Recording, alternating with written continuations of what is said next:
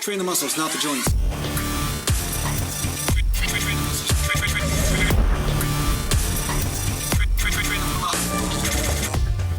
Welcome back to Natural Glam Bodybuilding, and today I'm going to talk to you a little bit about whether powerlifters or people who are focused on strength can benefit from isolation movements, because there is this compound movement worship out there, and that's reasonable because compound movements are the most efficient use of your time.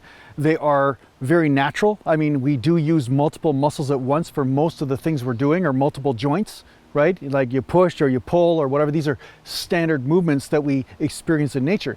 But the question is, could powerlifters or people who are focused on strength benefit from isolation movements? And the truth is yes, because we have to remember bodybuilding and powerlifting really came from the same source. It's only that the sports emerged from one thing, and that's lifting weights. Back in the day, it just emerged from there, and then they developed into two different sports, but they really have the same roots, right? They come from the same origins. So the bottom line is that great powerlifters have a certain element of bodybuilding principles in them, and great bodybuilders have a certain amount of powerlifting elements in them. So one thing that you'll see powerlifters do all the time, and they always talk about this in their training systems and stuff, is auxiliary movements. So for instance, they want to work on a certain aspect of a movement. Say it's the lockout of the movement when they're doing bench presses. Maybe it's the hip extension part of the movement when it comes down to their squat, or it's the quadricep part of the movement. So the extension of the knee they want to concentrate on in order to basically push out of the hole. There are a number of different sticking points that a powerlifter may experience in their movements, such as bench press, squat, or deadlift.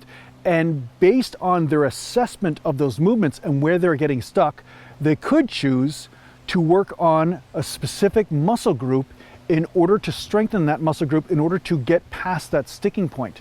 So, you know, a standard example of this would be in bench press. Say they're getting stuck at the top quarter of the movement.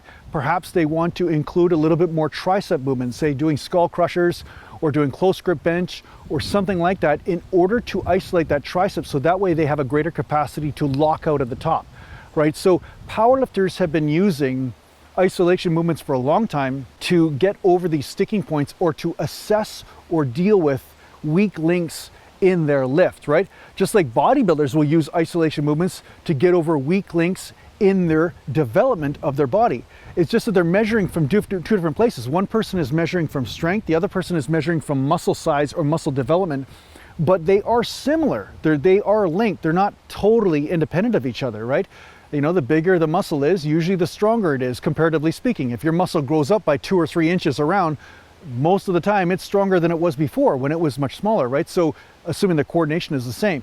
So that said, yeah, using isolation movements is extremely effective, and you see powerlifters benefit from rotator cuff exercises all the time to help stabilize that shoulder, so that way when they're bench pressing, their shoulder is more stable in the joint, and therefore that stability translates to a more efficient use of energy and movement when they lift that weight, right? Because the shoulder's not moving all over the place, and they're not basically losing a lot of the strength or a lot of the coordination when they're pushing.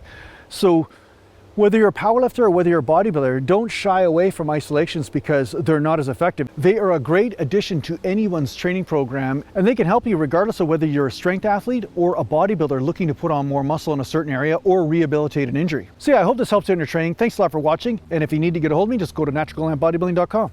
Mountain. And thanks a lot to the Patreon supporters. These guys are safe from the Sasquatches. I won't send the Sasquatches to these guys' house because they're supporting the channel, so it wouldn't make sense to let the Sasquatches eat them. If you're not a Patreon though, I can't make any promises. If you're not one of my patrons, you're not really that safe. That's all I can say.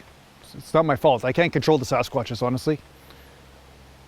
It's just the patrons help support, you know, me feeding the Sasquatches sometimes. Like for some reason they like muffins. I don't know why. Croissants and stuff.